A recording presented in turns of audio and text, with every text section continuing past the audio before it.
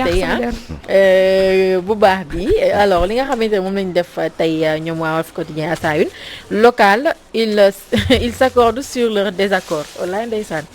waaw. Eh ben xam nga en ce moment on parle beaucoup des élections locales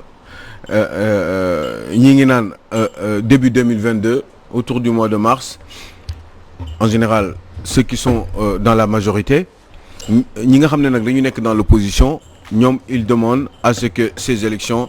se fassent donc en 2021 maanaam ci 2021 bi coo gi bari na lool ku nekk ngi naan yow yaa ragal moo tax demuloo waa majorité bi nee nañu opposition bi ñoom ñoo demandé woon ñu gëstu fichier électoral bi waxtaan ci au niveau du dialogue national ba ñu accordé wu ci lépp ba nga xam ne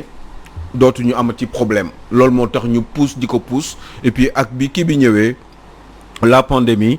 eh ben ça fait que il fallait encore ñu poussaat ko même si ñu bari xam nañ ni ou xalaat nañ ni c'était un faux prétexte parce que am na dëkk yoo xam ne pandémie mi ngi fa et pourtant ñi ngi organiser seeni élection normalement ce qui fait que maires yi élus locaux yi en tout cas yokkal nañ leen presque bu élection yi naree am en 2022 presque maires yi dinañu am benn mandat boo xam ne yelloowuñu ko donc du coup eh ben tout le monde en parle ñii ñi ngi neen seen faute la yéen opposition bi ñeneen ñi ngi naan il faut que mu am ñi ci gën a fës nag mooy ou ki ci gën a fës en ce moment surtout ci ñaari fan yi passé mooy donc l'ancien maire de Dakar donc Khalifa Ababacar Sall nee na élection yi il faut mu am en 2021 ci biir 2021 bi c'est possible joxe nañu seen explication contrairement à ce que justement majorité bi li mu wax moom mooy ñoom en 2022 lañ koy def problème bi moom mooy kan moo question bi d'ailleurs j'allais dire mooy kan moo d'accord kan moo gën a am kii comment dire am légitimité non enfin c'est que kii pare kan moo gën a pare pour élection yi mu am ci lu mu gën a gaawee kan moo gën a pare mooy question mooy est-ce que opposition bi la wala est-ce que majorité bi la en général selon ni ko Walf Quotidien expliqué et je suis donc d'accord en partie avec eux en partie même aux trois quarts parce que en politique il faut jamais dire jamais mooy élection en général bu amee surtout dans des situations pareilles avec l'histoire politique du Sénégal surtout des 20 dernières années majorité bi dafay perdre toujours parce que sanction bi en général sanction nationale lay doon Abdoulaye Wade bi muy ñëw ci nguur gi en 2000 2 ans après eh ben ñoom PDS ak majorité libérale bi dañu rafler toutes les localités pratiquement en tout cas la majorité des localités de ce pays 556 ou 557 communes donc d'arrondissement mi ngi Abdou Diouf mi ngi doon doog a daanu Abdoulaye Wade ñëw avec vent au libéral bi ñu teg ci at ak genn wàll en moins de 2 ans eh ben pratiquement lu ci ëpp ci ci localité yi waa régime libéral bi ñoo ko jël ñu demaat en 2009 Benno Siggil Sénégal ñëw raafle mbir mi nangu comment dire nangu bi Ablaye Wade di waaje daanu 3 ans avant mu ñëw nangu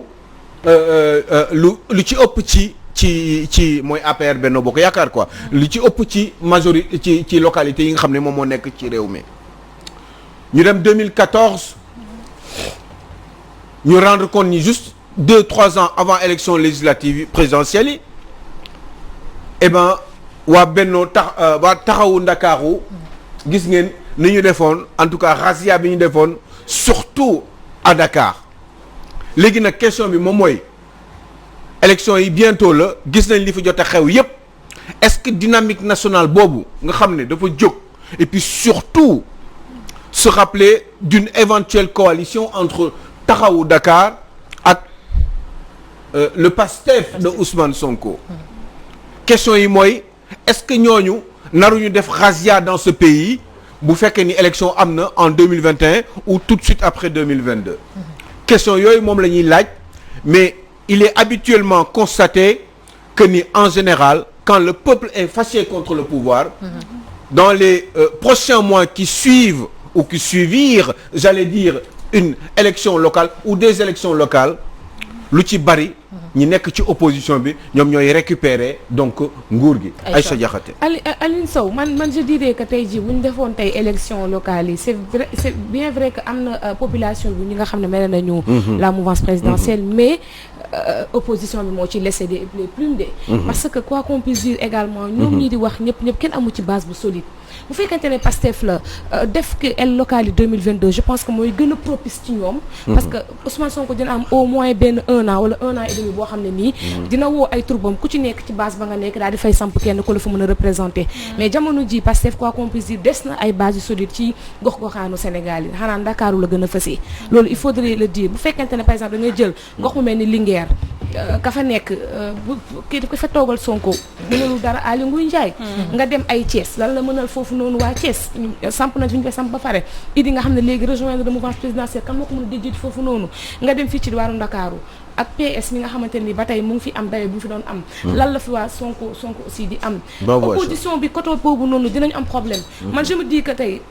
dàq gi ñu ko dàq ñoom la gën a arrangé sax pour que ñu am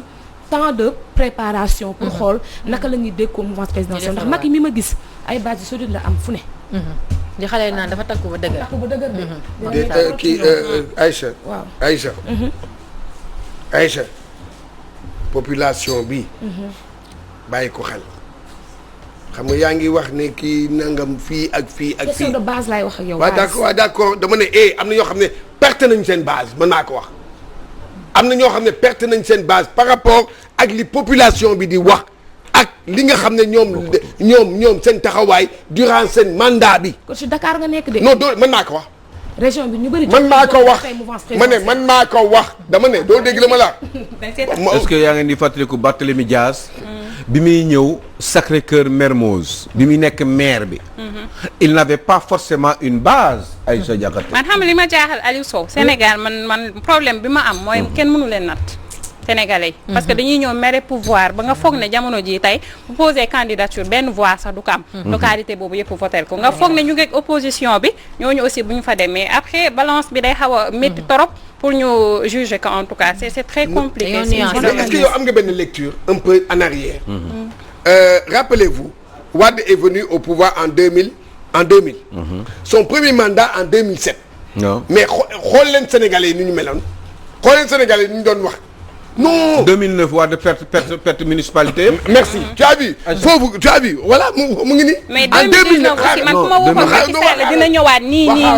moi je te dirais non. xam nga foofu pertoon nañu léegi nag gis nga loolu moo lay wan ne xoolal avec Macky Sall. xoolal avec Macky Sall ñëw na au pouvoir en 2012. élection locale yi. mu am kañ la am xaw ma 2017 xaw ma. ñoom ñu gagné dégg ñoom ñu gagné. 2014 waaw ñu gagné mais bu leen fàtte ne. léegi ba léegi ak lii jot a xew ci dëkk bi. ak dëkk bi nu mu méttee ak kii bi comme ni ngay wax yow. mais xam nga lan la population sénégalaise mën. mën na la may benn boo ñëwee mën na may benn waaye du la may ñaar. xool leen histoire politique bu Sénégal moo def. tëj page bi rapidement Aïcha ñu jàll ci ñeneen li 30 secondes li coow li di bëri yëpp opposition fi di ngar-ngaree local yëpp Macky Sall mu ngi rassemblé ay troupes gaa yaa ngi meeting rek. gaa yaa ngi meeting rek. remobilisation pouvoir la nekk. je suis d'accord avec toi Sénégal lañ nekk de il faut que ñu bàyyi xel bu baax a baax si li ñuy wax nii parce que même Salma li nga xamante wax na que nii gars yi tamit kenn mënu leen comprendre surtout nag bu xaalis taxawee moom voilà mi ngi noonu dafay jafe bu baax a baax. question bi mooy on vote pourquoi et pour qui au Sénégal. merci il y a ça aussi. d'accord ñu daw le mandat parce que il nous reste 5 minutes. moom la ñuy tëjee le mandat bëggoon nañ bu baax nag wax ci yeneen yi waaye tey moom waxtu bi daf ñoo tënk bu baax a baax mais dinañ daal di wax si loo xamante man li ma si jot a gis lire tuuti daf ma sax tiital sphère ministérielle de Diamniadio le supplice des travailleurs yi féetee fële ca sphère ministérielle yow Diamniadio yi ñu ngi bëgg dee Aliou Sow foofu ay plateau ceeb 2000 lañ lay jaay. parce que yàlla ay pain omelette 1500. waaw pain omelette pain 100 francs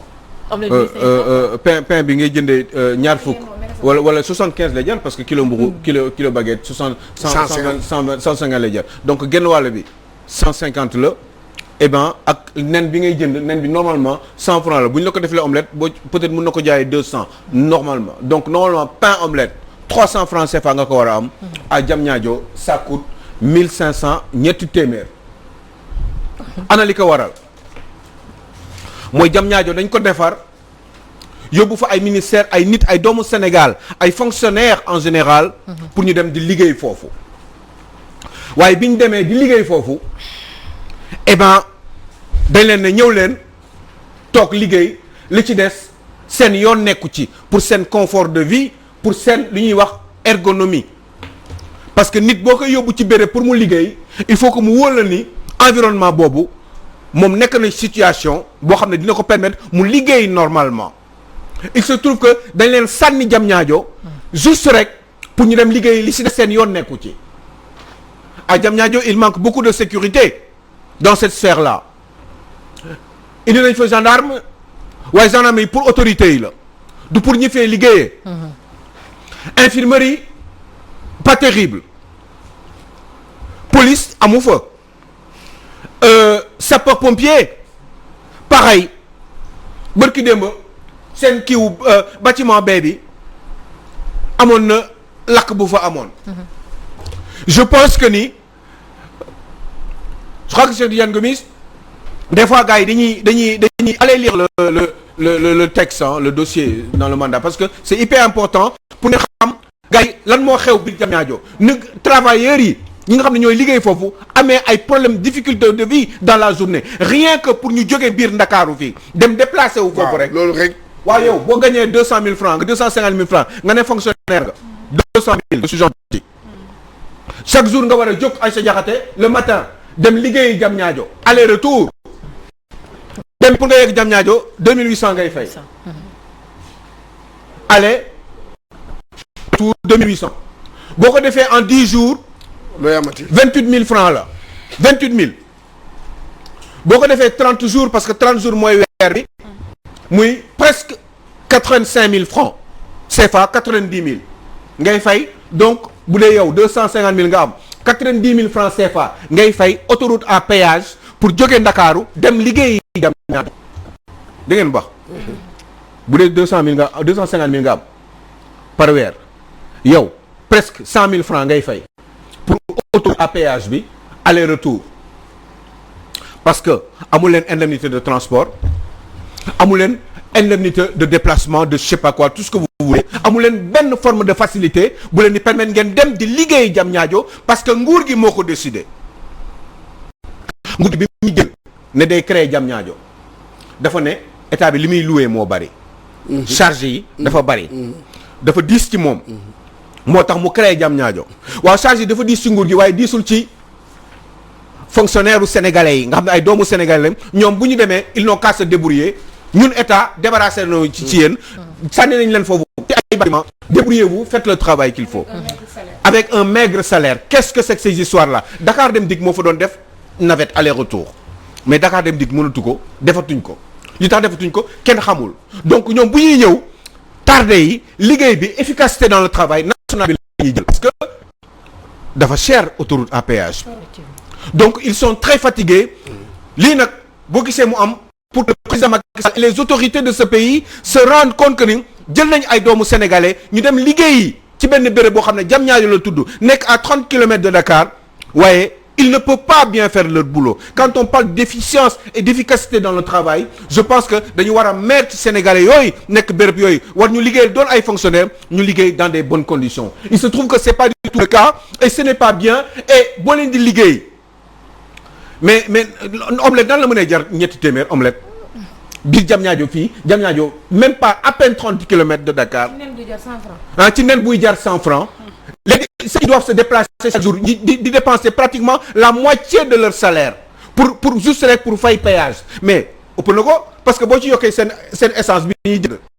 mais wax gi jeex amuñu benn indemnité je pense que ni c'est un appel boo xam ne dañ ko def pour que le président Macky Sall et les autorités de ce pays se rendent compte que il y a des Sénégalais qui souffrent malgré leurs maigres moyens. C'est am nañ peut-être une stabilité dans le travail parce que am nañu liggéey bu normal et cetera mais ils ne vivent pas, ils sont très fatigués te naa la wax dara genn wàll gi yëpp du ñu liggéey ci semaine weer bi du ñu liggéey la moitié du mois. te loo liggéeyul duñ la ko fay. Je pense que ni il faudrait bàyyi xel ci loolu fexe def seen kamtalaay kattan wutal leen ay facilités pour ñu déplacer wu et puis surtout ñu délocaliser fexe ba gars yi di mu am envie dëkk béréb Diamniadio mais Diamniadio boo fa duggee da ngay am envie génnaat daw ñibbi parce que amuloo benn condition de vie bu lay permettre benn aisance benn le minimum boo xam ne moo leen war a permettre ñoom ñu dund normalement foofu kon sax dina leen jox envie ñu am envie dëkk foofu ba parce que objectif bi mooy ñu toxu dem dëkk foofu nit ñi déplacé wu mais finalement il n'en est rien ils n'ont même pas envie d'y aller. Insécurité bi aussi loolu gars yi war nañ cee taxaw. il ne vit pas transport bi kese problème la bu loolu weesoo insécurité bi tamit. gendarme yi pour autorité la en fait dégg nga effectivement voilà loolu kañ xam nañ ci dara. ñeneen ñi tant pis pour eux. mi ngi noonu daal.